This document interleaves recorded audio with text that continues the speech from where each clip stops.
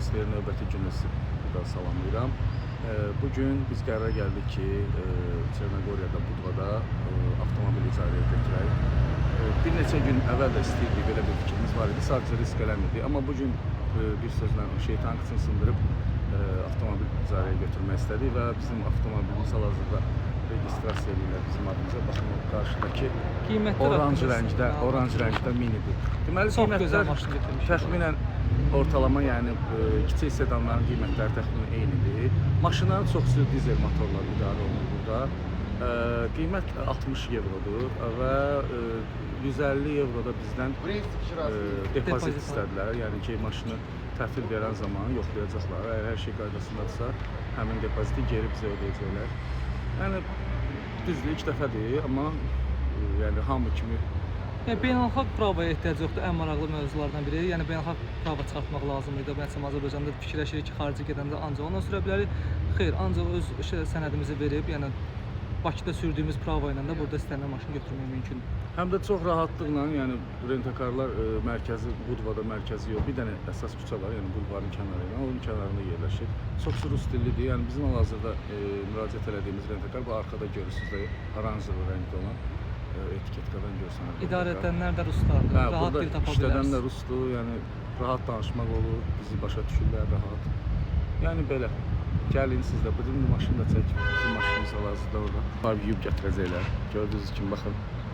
Apardılar yumağa. Hə, yusunlar təmizləsinlər, yəni təmiz formada qəbul edək. Biraz dünən yağış olub burada, bir balaca. Ona görə tozludur. Yuyub gətirəcək oğlan. İçəridə isə rus sözündən isə оформление işləri gedir, yəni bizim adımıza maşını rəsmiləşdirirlər. Как я вам дал информацию, в Будве можно вот в этом центральном проспекте, где бульвар. Ну, здесь только одна большая дорога, если так сказать, что одна такая бульвар идешь, и вот там много рентакаров, можете взять машину. Мы подошли, ну, здесь много русскоязычных.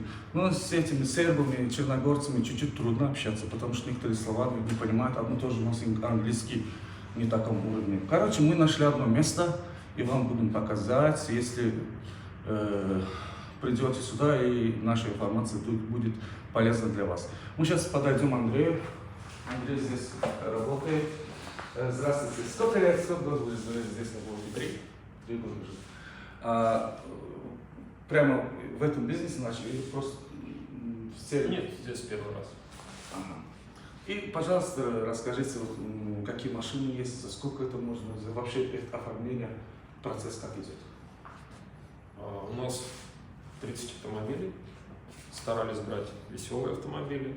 В основном это мини-куперы, ну и всякое интересное.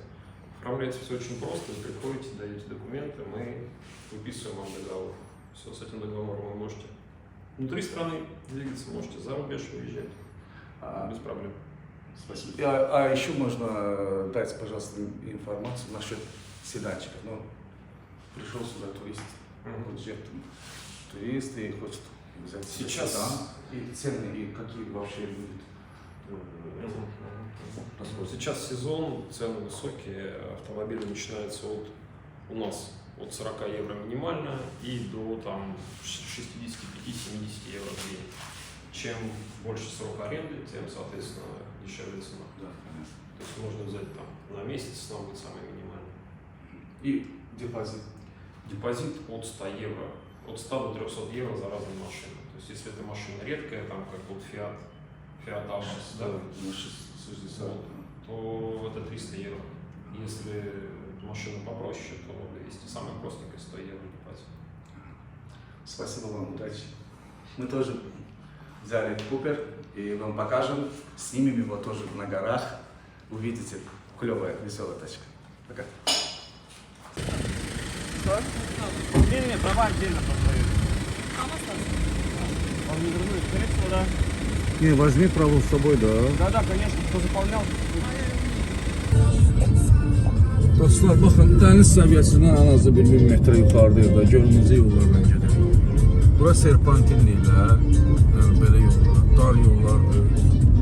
Zava başına. O da yol. Yol çox dardır, gərək ehtiyatlı Ha, sürəsiniz. çox ehtiyatlı. Sonda kanat yolu var. Maşınla götürmüsünüzsə rent-a-car sizə sərf edir, çünki kanata əlavə pul verməyəcəksiniz. Amma belə turla gəldiyiniz halda 20 eurodur kanat. Ona görə maşınla gəlmək sərf edilir. Yəni gəlməyiniz daha məsləhətdir. Hələ maşın özünüzdə, hara istəyirsiniz, nə qədər istəyirsiniz, hara istəyirsiniz gedə bilirsiniz.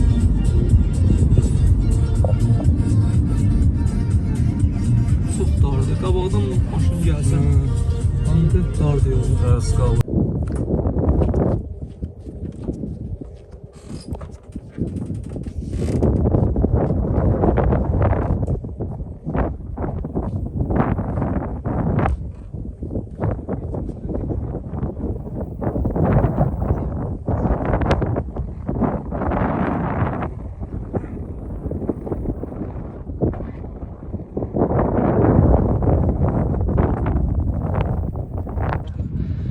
Bura Horizon restoranıdır. Bu 1 saat təxmini yol eləyir Budvadan bura. Çox çətin yollardan qalxırsınız. Buradan amma çox gözəl mənzərə açılır. Mənzərə həm klimata, həm motora çox gözəl mənzərə açılır. Gəlmək məsləhətli şəkillərdə çox möhtəşəm çıxır. Biraz əziyyətlidir, amma bu gözəlliyi görmək üçün əziyyətə dəyər.